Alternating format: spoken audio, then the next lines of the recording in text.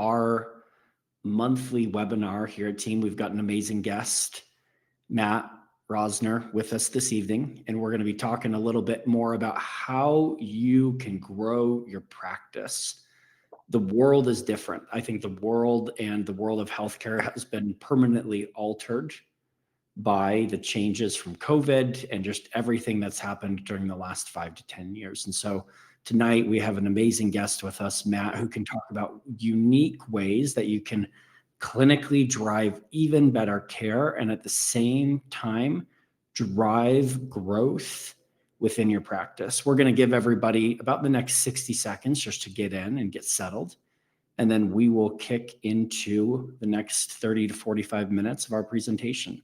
But everyone, take your time. Thanks for being with us, and we're excited to share a little bit more with you.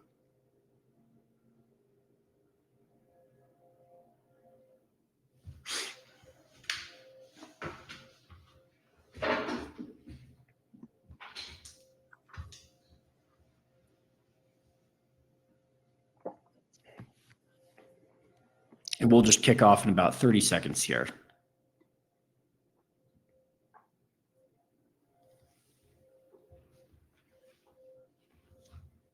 Get my papers lined up so I can read through them. All righty, folks. Again, thank you for being with us. We've got an amazing guest, Matt, with us this evening. And we're really excited about ways that you can grow your optometry practice going forward. The world is different. And one of my favorite quotes is, insanity is the definition of doing the same thing over and over and over again and expecting different results. Today, business within the United States is completely different than it was 5 and 10 years ago. You have to change your strategy. You have to do things different, or else you are not going to reach the same level of patient care and the same revenue and profit that you want out of your practice. So we're really excited to get into strategies and things that you can do to make that a reality. Really excited to introduce the star of our show, Matt. And we're just here to have fun and no stardom needed. Hey, we're going to make him the star of the show tonight. But Matt is the co-founder of the NeuroVisual Medicine, and he's really driven practice growth through TheraLens. And Matt, do you want to give a little brief intro of how you even got into the world of optometry? Yeah. Thanks. Because you're not a doctor. We put doctor on the show notes here before we got started, but you're not a doctor. So how did you get here? I'm not a doctor. I joke that my father's an MD, my mom's an OD, and I'm an OD, but I'm still here creating value. So, and I got started in optometry because my grandfather was an optometrist, my mom is an optometrist, and there came a time about 30 years ago when an opportunity struck for my mom, who was fresh out of Illinois College of Optometry, to try something new. And there was a challenging case that came across her desk, and she dove in, head first, and ended up discovering a whole cohort of patients who were suffering from these symptoms. We'll get into those symptoms in a little bit. But she realized that it wasn't just 1 or 2 odd patients that were struggling, but there was a hidden cohort of people all across the country and all across our community who needed this help. And so for us, the condition we treat, we'll talk about a little bit later, is BVD, and it stands for binocular vision dysfunction. And the way that we treat it is novel. It's using microprism as a therapeutic to stabilize vision and synchronize the imagery and create amazingly quick results for these symptomatic patients. So excited to be here. I could, we'll jump in, and happy to share and answer questions along the way. Thanks, Matt. Everyone, just to give you a little brief intro on myself. My name is Cory Pinegar. I'm our founder here at Teem. I'm Matt's backup dancer for our webinar this evening. And Matt said something interesting, when his mom had freshly graduated from school and realized that there were a lot of patients that they were referring out, or things that could be done to maximize the practice and also provide great clinical care at the same time. I, by chance, got into the world of, retail and brick and mortar healthcare. But what I've realized, to align similarly with Matt's comments, is we all have so much opportunity around us. And I think of when people think of growth, often I think it gets misconstrued into the private equity terms, that growth at actually not the cost of without actually not providing value. But the example that Matt's given and the things that I've seen from my 9 years of being in the space is there is so many opportunities to grow your practice and at the same time provide really good clinical care. And so we're really excited to kind of get into the weeds on those this evening. The game is totally different. And just to share a little insight on myself, I live here in Salt Lake City, Utah. During COVID, I ran a business that I originally bought from Weave and had about 300 people in our office in Salt Lake, or a little south in Lehigh, and had never hired internationally, had only had people in office. And we were having people come in office when people were masking up. We did not even, when everyone went remote, we were a late bloomer at best. And having that many people, when you have to roll out raises to everybody, and I would drive through McDonald's or In-N-Out later that day, and I'd be like, they're paying this as a base wage. We got to up our game. But the problem is, we, as a business, as we started needing to pay more and trying to pass some of this cost along to our practices, we were losing money. We went from a profitable business to a business losing money. And I think there's two things that really changed during COVID. And Matt, I'm intrigued to hear what you feel like really changed during that time. But costs have soared. And that is your cost of eggs, your cost of homes, your cost of labor. And then at the same time, there is a term often referred to during COVID, that the Great Recession, or the Great Resignation of staff. And people turn over more in their jobs now than ever. And two of these factors, and a few more things we're going to talk about this evening, have added greater complexity to the challenges and amplified some of those pain points people are feeling. But Matt, what do you think is making it so difficult to drive a profitable practice these days? It's easy to grow sustainably. Well, it's easy to grow when everything's fixed. But I think about when all the variables are set and all you've got to do is focus on success, it's really easy. Or it's not really easy, but at least the challenge. It's a hell of a lot easier. It's straightforward, right? Not easy, but the path is relatively clear. We're now in a time where the ground is shifting underneath us constantly. And the hardest part about some of that ground shifting is it's not announcing itself. It's hidden shifts that happen that show up on our P&L 3 or 4 months later. And so, I think that, when I was starting out in hospitality consulting, and I used to be in the food business, so a lot of my metaphors will be food related. But when we talk about a restaurant, there's 2 ways to help a restaurant be successful. You either cut costs or you grow your top line. And you can only cut costs so much. And so it's really about, today in optometry business and independent practice, what we're thinking about is how can we grow that top line in a way that is both meaningful for the practice and, just as importantly, if not more importantly, meaningful for the patients. And so I think there's some ways to sort of insulate and isolate oneself, and we're all about it.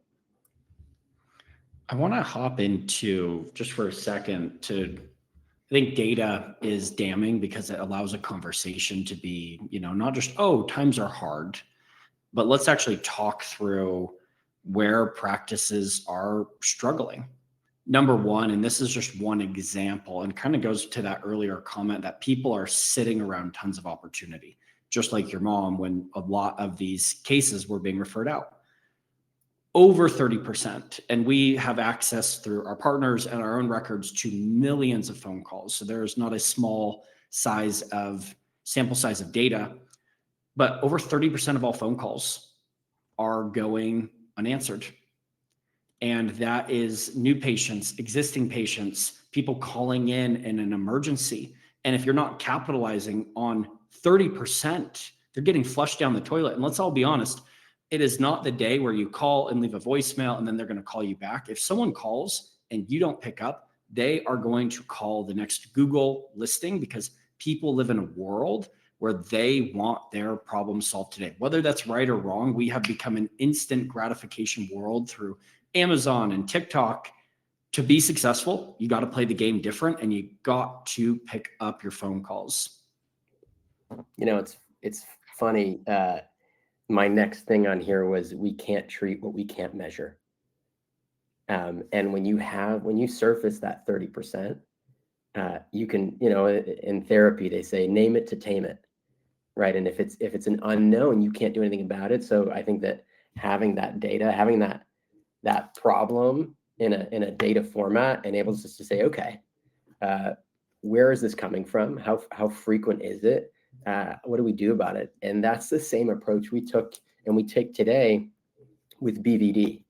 So BVD, it stands for binocular vision dysfunction, sort of this umbrella term for all sorts of binocular vision issues. Patients don't know what sort of binocular vision issue they have, but they know they're symptomatic and they're hoping that you can help. And so what the first thing that we do, and this is where this data comes from, is we've done a ton of internal prevalence studies that show that in an average primary care practice, 1 in 5 patients is suffering from the symptoms that are connected directly to BVD. And it's not just one of the symptoms.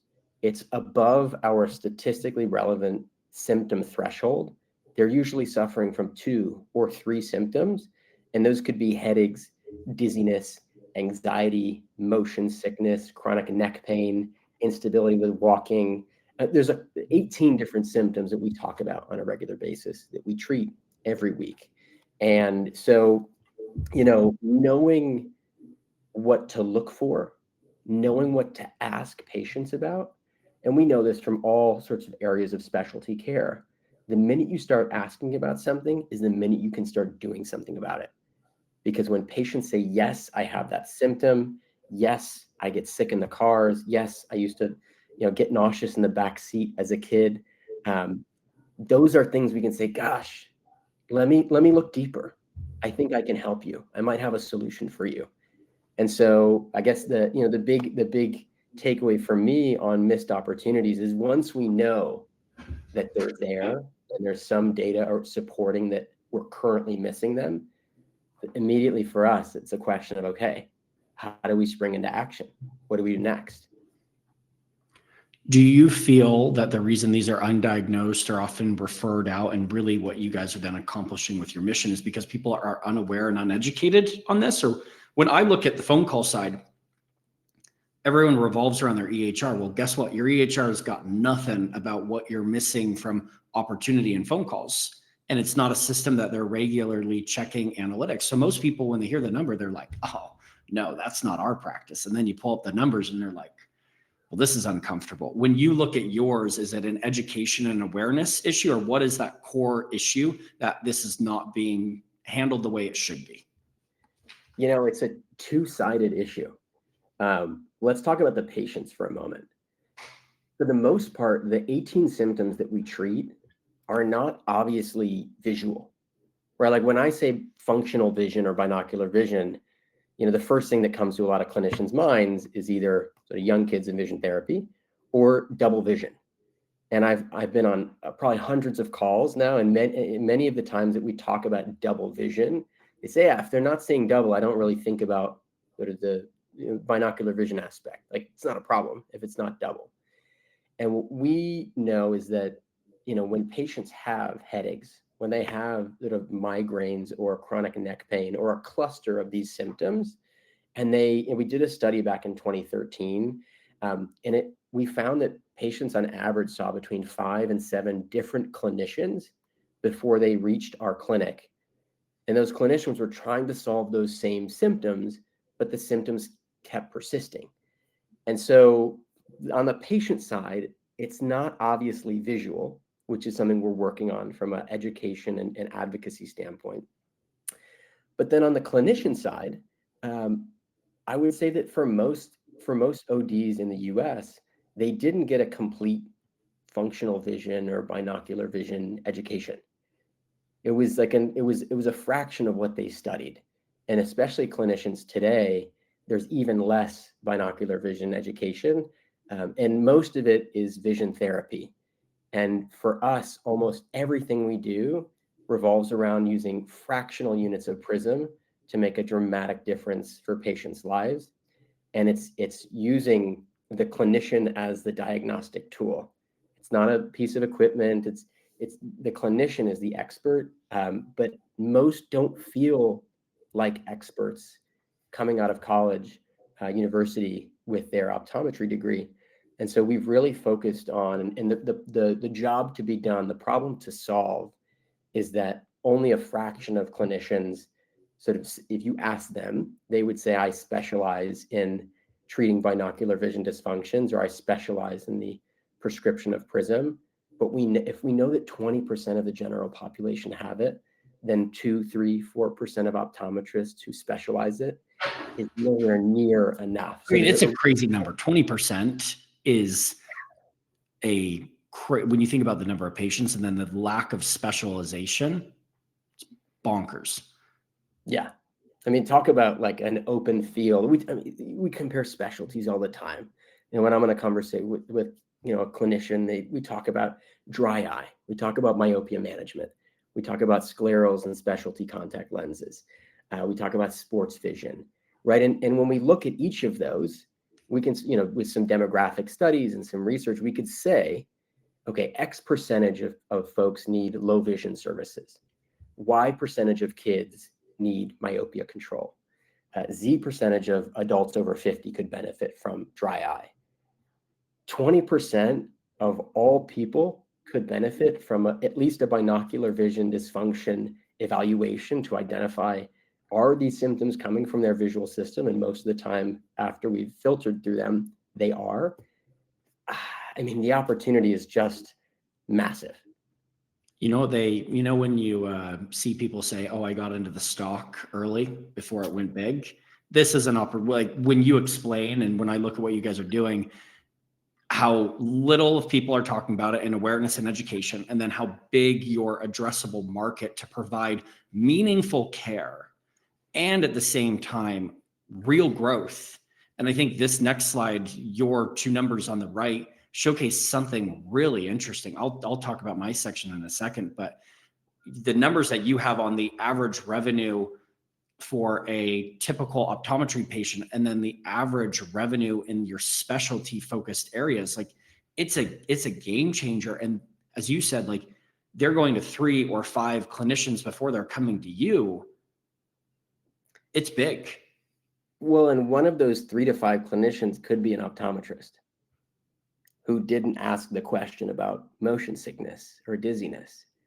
And so, we've had a number of clinicians we work with, their patients found us or, a network location within the NeuroVisual Medicine Network, went to them for care, got amazing relief, and then went back to their doctor an hour or 2 away near their home and said, Doc, I'm 80% better. And these lenses are my medicine. I feel like a different person. And then they reach out to us, and it's happened multiple times. And they say, hey, I don't know exactly what you guys do, but my patient just came back raving of the outcomes. I want to be able to offer this to my patients. But from an economic standpoint, we spend more time with patients. And that also enables us to give, and we're talking about loyalty, right? Patient loyalty, the ability for us to be the clinician that found the condition that one person's been struggling with for a decade or longer. I mean, you're their hero.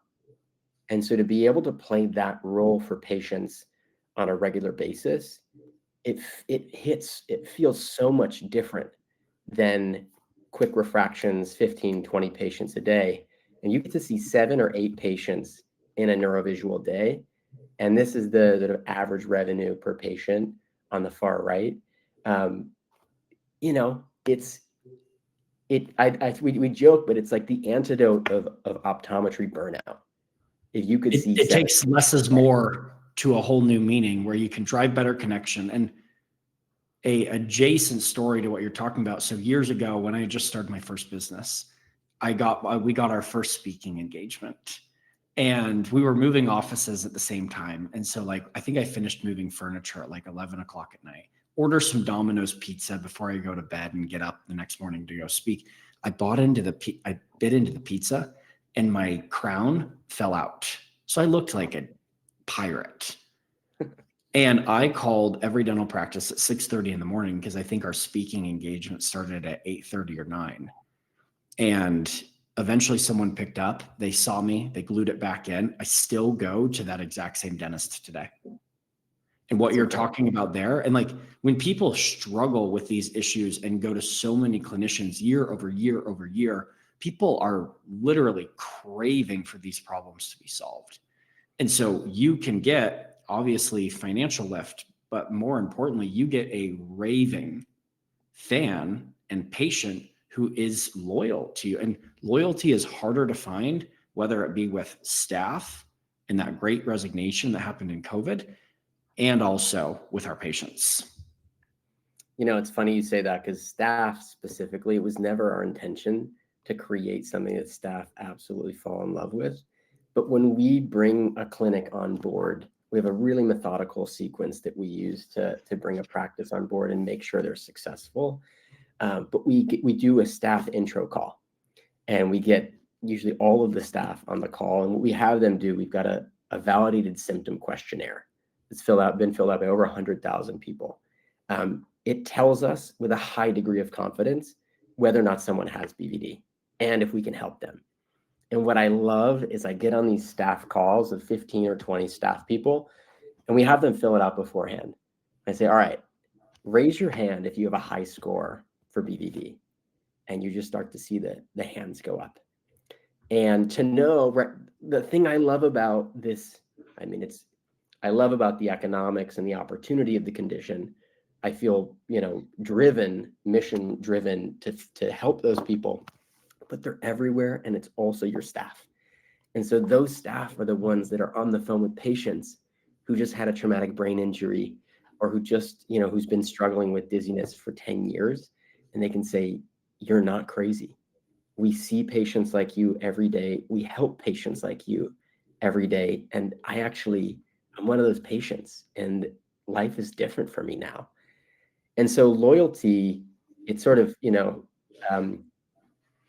whether they say hospitality starts on the inside, health with our teams, when we can help that 1 in 5 of our own people, it's incredible. And really, it just keeps giving. You can sense when someone's passionate, and people go years looking for problems to be solved. And once your staff understands, and you talk to those people where their job allows them to change lives. The lady who cuts my hair during the day, she is the assistant for someone who paints prosthetic eyeballs. And then people come in for a fitting. And she's like, she's like, yeah, I pick up the phone, I take payments, I work with insurance. But when you come in and see someone who has been wearing a patch for years, go put in a prosthetic eye that's beautiful, that people could not notice, the passion that I feel about what I do and the way I can talk to patients is a game changer. And that's what you guys are enabling people to do. Kind of the third thing that's changed post-COVID in the game of optometry and driving a profitable practice is practices have greater pressure to drive profitable margins than ever. And what do I mean by that? So right now, we all know that weave can cost more money, staff can cost more money, your gloves cost more money, your triple net rent costs more money. So you have a rising floor. A lot of your payout is driven from vision plans or medical plans. And the problem is, if you really look, I know we've got some data from 2020 here. If you even actually look back to 2001, the ceiling of reimbursement payouts relative to the increase of cost of the floor has marginally gone up. And really that means there is greater pressure on the clinician and the owner, because you still got to pay your staff, you still got to keep rent, you still got to pay for marketing. And so the person who gets squoze is you, the optometrist. And we all hope that vision plans and medical insurance pays out more money, and they should. No one's clamoring has changed anything to date. And so we're going to talk about some stuff here today, whether it be using what Matt and his team have, really driven, or using virtual assistants in your practice. And then what I think Matt has an interesting solution on here is what they do is also outside of vision plans. And so a lot of that dependency can be reduced, and you can get that ceiling to rise with the cost, reducing the pressure on you as an optometrist. Yeah, it's one thing that I was surprised by when I joined our organization almost 5 years ago was we started working with clinics, and I get to work with them on a monthly basis right after they come train with us. And we meet monthly for a year. So we get to cover all sorts of strategy and growth opportunities together as they implement this specialty. And out of nowhere, some of our clients, some of our clinicians would share with me, hey, by the way, I just dropped my first vision plan. And I said, what do you mean? I said, well, I'm getting patients from elsewhere now because I've got this specialty. They're coming from ENTs and occupational therapists and child psychologists. I don't name the lowest performing vision plan in your region. Like that's more of a hassle than a benefit. And so we realized that if you can create a sustainable source of high value patients, you don't look or depend nearly as hard on vision plans. And now, mind you, our home clinic, we don't have any more vision plans. We got rid of all of them about 5, 6, 7 years ago. But most clinics see the benefit. They understand that vision plans are just a marketing tool. But if you treat them as more than that, as your only revenue source or your predominant revenue source, and we did a survey and we saw that from 50 to 80% of practices' revenue comes from vision plans who do a lot of primary care. That's a really tough spot to be in, because your earnings are your patient flow are coming directly from a source you can't control. And so we love to, we've backed off a little bit on get rid of all vision plans, because I think there's clearly a need and a place for them in the marketing context. But we want and we love helping practices rely less on vision plans so they're not so dependent, and then they have a feeling of independence where they can choose their path. I think what's interesting about what you're saying, and like a general business principle, is you never want one of your customers to be so heavy of your revenue. And like in business, I think it's like 5 or 10%. If you looked at a business and 50% of their revenue came from one customer, you'd be like, whoa, if this customer stops buying lumber from us, we're screwed. And I think where our doctors are getting stuck today is, again, as you said, there's golden handcuffs, because so much of the revenue, though broken out by patient, they're stuck in this position where you're having to take quantity to actually match the revenue and the profitability you used to get. And something you mentioned, you can see less patients with what you're doing. And you can probably be happier and more impactful as a clinician and drive a more profitable practice at the same time. Well, there's one thing on that last sort of conversation before we jump to same store growth, is that, when we started looking at virtual labor, we were afraid. We were afraid because it was an unknown quantity, and we didn't know how they would produce, how they would sound, what their work ethic would be like. We didn't know. because we only had in-person labor, in-person help. And so in some ways they're like, vision plans are golden handcuffs, but in-person staff or a complete in-person team are sort of like a comfort blanket that's not necessarily benefiting you completely.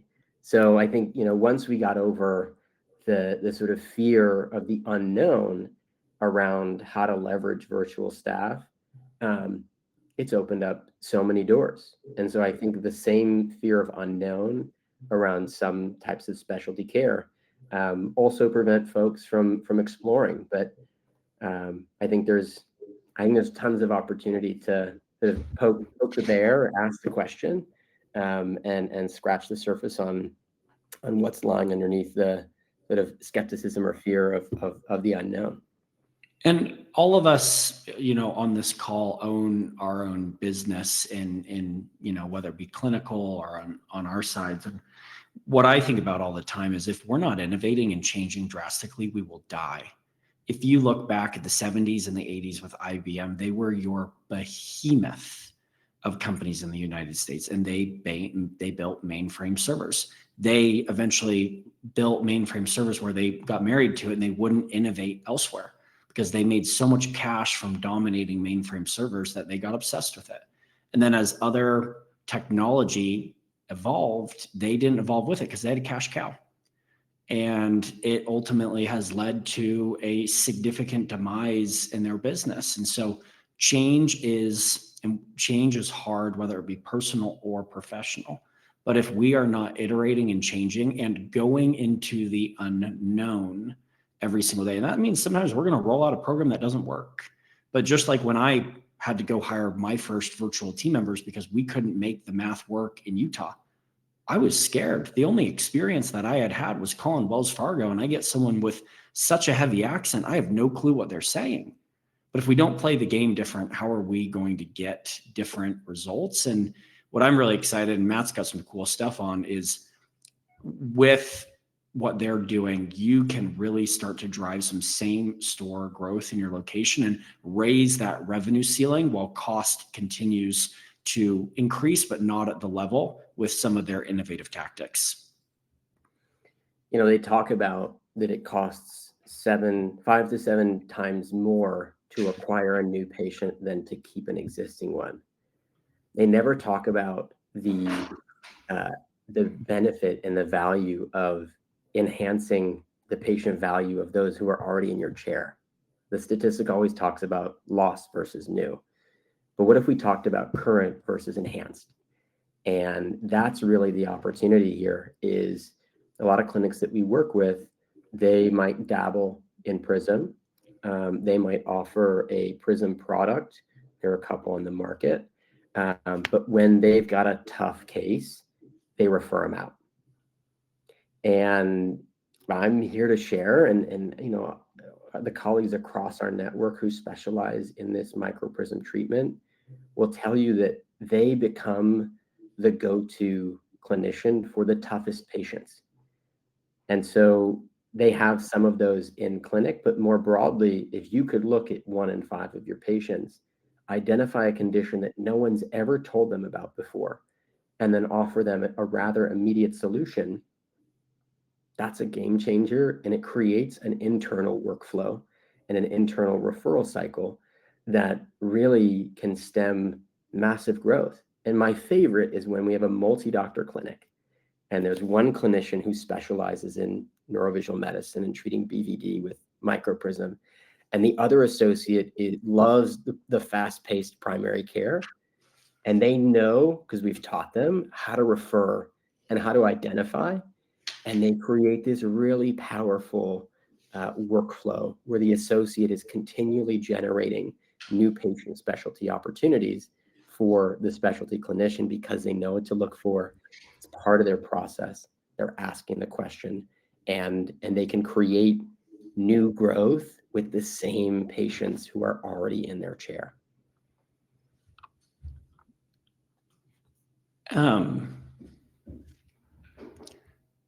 I actually want to skip ahead for a second because you've got me thinking, and I know you've brought some interesting things. When Matt practices put into play what you guys are talking about through education and awareness, kind of that associate and doctor, what are the differences? Because just as we talked about at the beginning, data is damning when we can say 1 in 5 patients and 30% of your phone calls. And so why I wanted to jump ahead here just for a second is I know you've brought in some interesting data about, okay, now if you go do this, what are you going to see in your practice?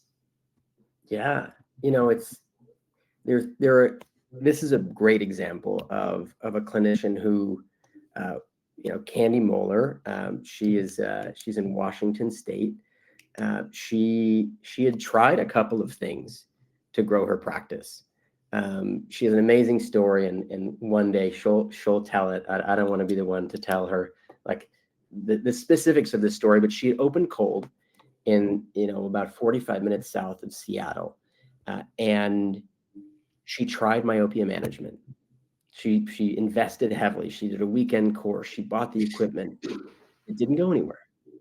And then she pivoted and sort of went for a boutique optical.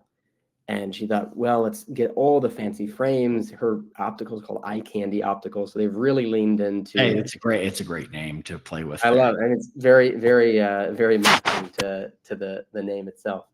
And it worked, but it didn't create this steady stream of growth.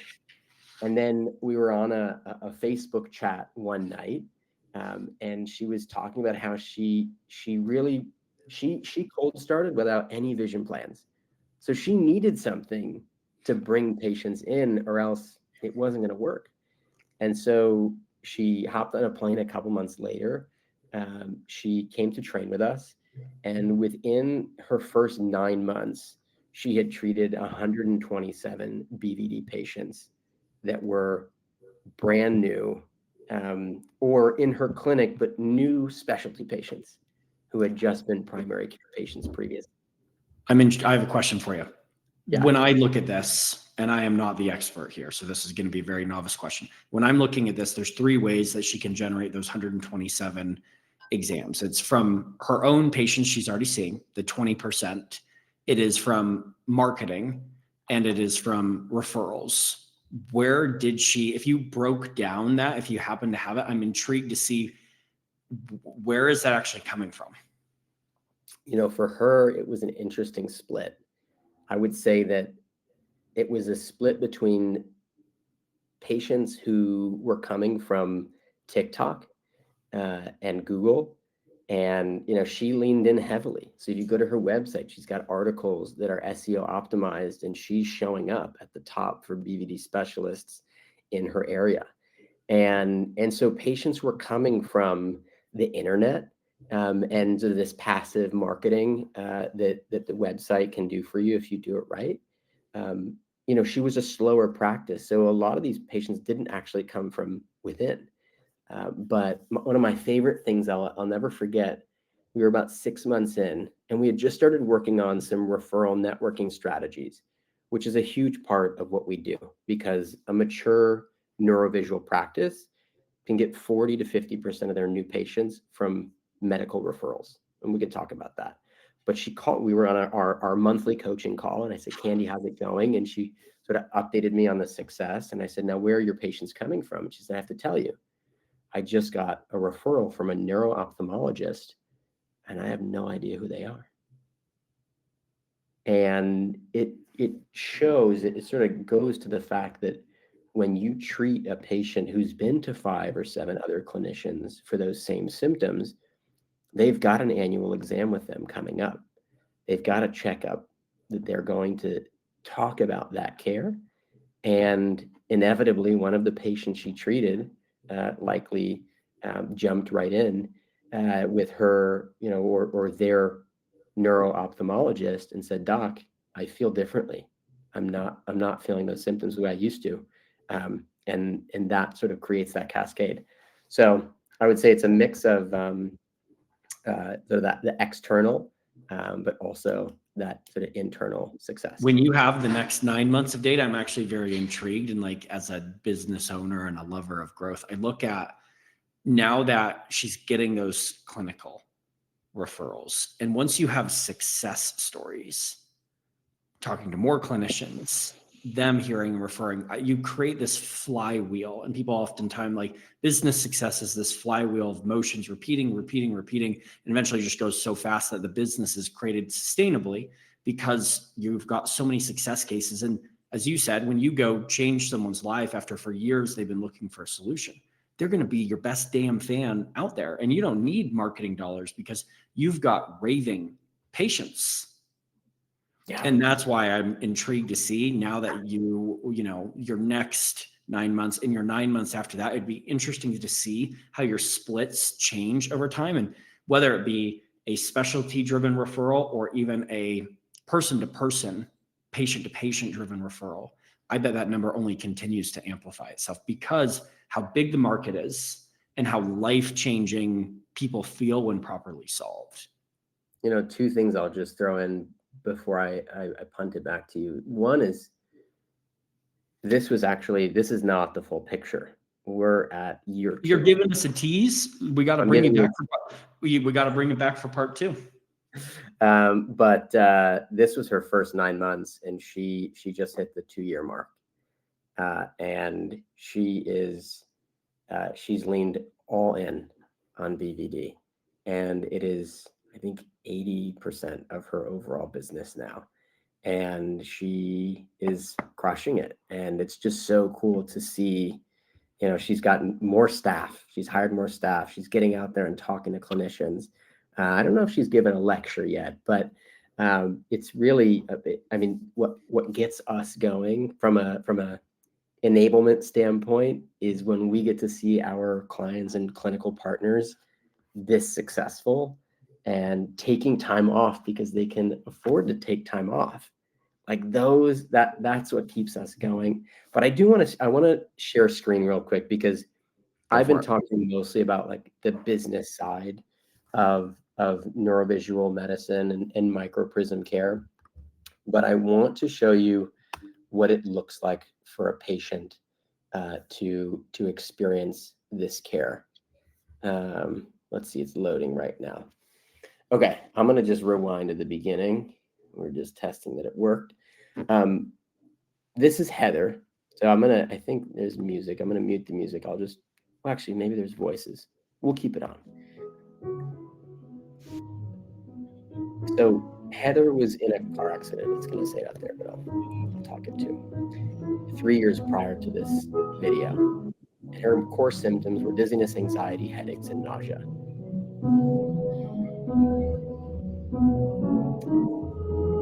We should have some before numbers. So she came, and I'll pause it just to run these through. Post-car accident, 3 years, dizzy, and these are all out of 10. Dizzy, anxious, nauseous, headache and neck discomfort were 8 out of 10. And this is her every day. So we're going to see what happens over a single exam here.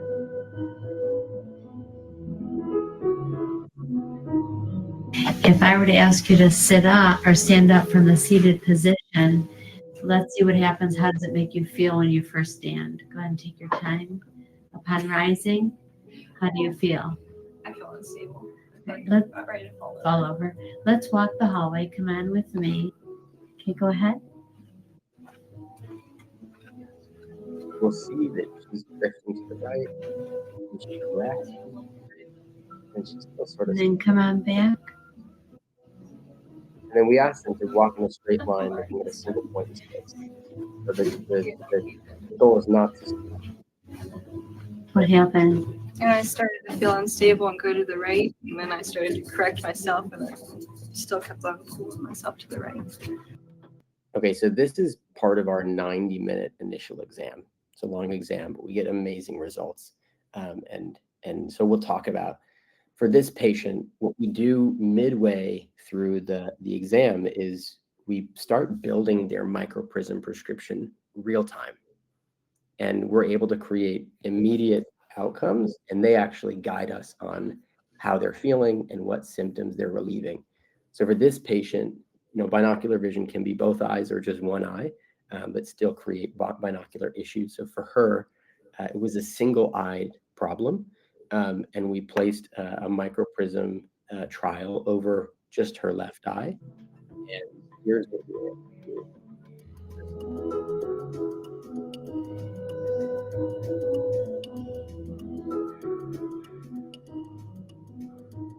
So we took dizziness from a 5 to a 0, anxiety 4 to 0, nausea 6 to 2, headache 8 to 0, and neck discomfort 8 to 1, which tells us that almost all of these symptoms, we weren't confident yet in which symptoms we'd be able to help, because symptoms can come from all sorts of places. But for us, this is almost a completely visual, symptomatic etiology. So let's see what your gait is like. I'm going to pull back from you and ask you, upon rising from the chair, see how you feel upon rising. What's your first impression? Stable and I'm fine and able to get up and move. Without any symptoms? Let's do some hallway walking. Let's open the door. Cory, I just want to make sure the sound is coming through, right? Oh yeah, no, we can. I'm locked in over here. This is cool. I haven't seen this video before, so I'm enjoying it. Yeah, I was going to make sure you guys could hear it. Otherwise, I'm just me watching this video. Yeah. We're good. We're good. All right. We are great. Resume. Perfect. And let's walk down the same hallway.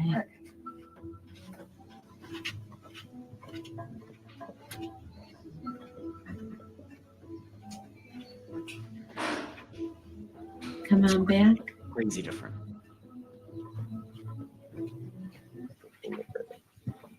Stopping right there. What did you notice? I don't go to one side and I feel stable when walking. I don't feel any kind of dizziness or I don't feel like I'm listing to one side or another or trying to compensate when I'm walking, and I'm able to walk faster. So this, Awesome. I talk about clinic success as getting us jazzed, but what gets us the most jazzed are patient outcomes. I got it. Did I lose you? Nope, we're good. I think Okay. we're still here. Yes. Just to kick it over to one example on the virtual assistant side, just before we start closing up, want to share a story of one of our clients at Focal Optometry. They're based in Southern California. Wages are tough. Recruiting is tough down there. And both of what we're talking about tonight is how do we do things different? Though one may more be clinically focused and one may more be staffing and business focused, they're going at what are different strategies. And so if you were to hire a virtual assistant, what are you going to see? And you're going to see real revenue growth because you're picking up those phone calls. Your contact lens orders are happening quicker. Your revenue cycle management is being followed up with. And because the cost of hiring internationally is cost effective, you can get really healthy return on investments where you're getting something profitable. And I think Matt did something really cool. And I wish I had a fancy video prepared to match, but something that we don't do a good job at Teem at talking about is our goal is not to rob Peter to pay Paul or to give optometrists a cost-effective service by paying people poorly. When people are able to hire these virtual team members, you can help them earn real life livings and real livable wages. Our base pay in Brazil puts you in the top 25% of earners countrywide. And every year I have the opportunity to go visit our team in the Philippines and our team in Latin America, and you meet real people.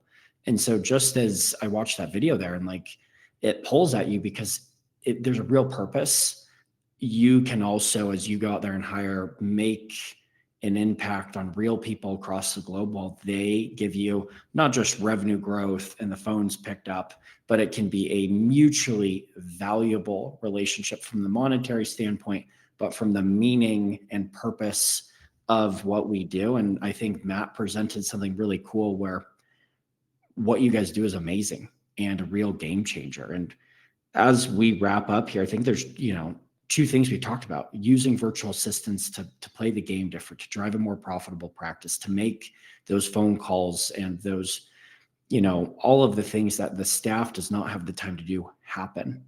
And then with the specialty services that Matt has discussed and educated us on, there is a huge, huge, huge, huge market that is not being addressed. And so I would encourage all of you to reach out to Matt and to reach out to his team, because we've got to play the game different. We can't be IBM. These problems are not going to get solved tomorrow when vision plans or medical plans decide to greatly increase their, payouts. It's not going to happen, most likely. And so these are going to make a difference for you, your patients, and your team. Yeah, I mean, one of the things I love is stacking technology and stacking solutions. And we have seen, I'll talk about one of our team members, is more detail oriented than some of our best stateside staff.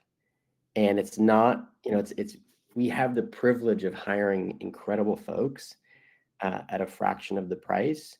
And it has it's unlocked certain things. And, you can say what you want about the state of the American labor force.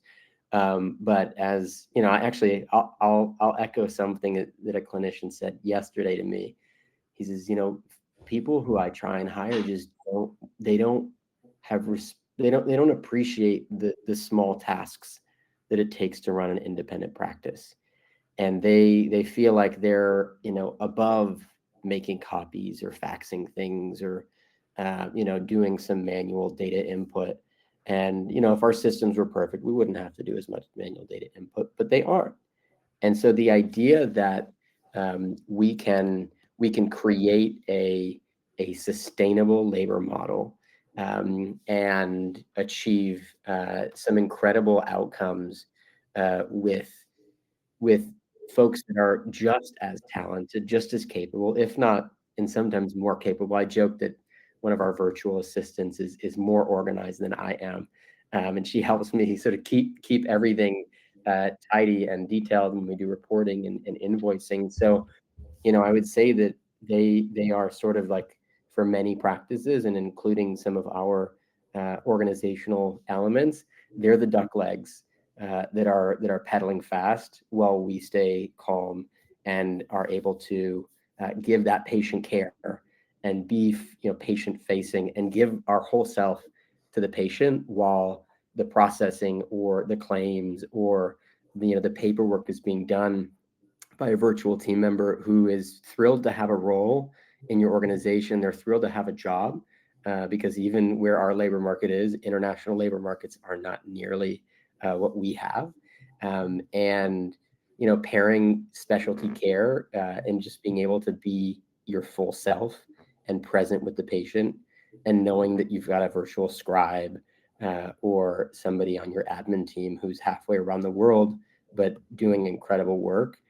It's peace of mind. And it also just becomes this intangible sort of success escalator or initiator that just unlocks, new productivity. I don't know. I love working with folks overseas, and I guess changing my mindset that I'm not scared anymore. I was in the same boat where it's like, what am I going to get? It's unknown, but I think we've hit time over time tonight that game's different unless we go into the unknown, whether it is specialty, whether it is using virtual team members, whether it is something else. The only way to innovate is to go into the unknown and figure out what works, just like Candy did. And I know we've got to wrap up here in a second. There's the one question that I thought was interesting that came from the audience, and it's more geared towards you, Matt. When you look at specialty care, is it more for small practices, or do you see it more successful in larger practices?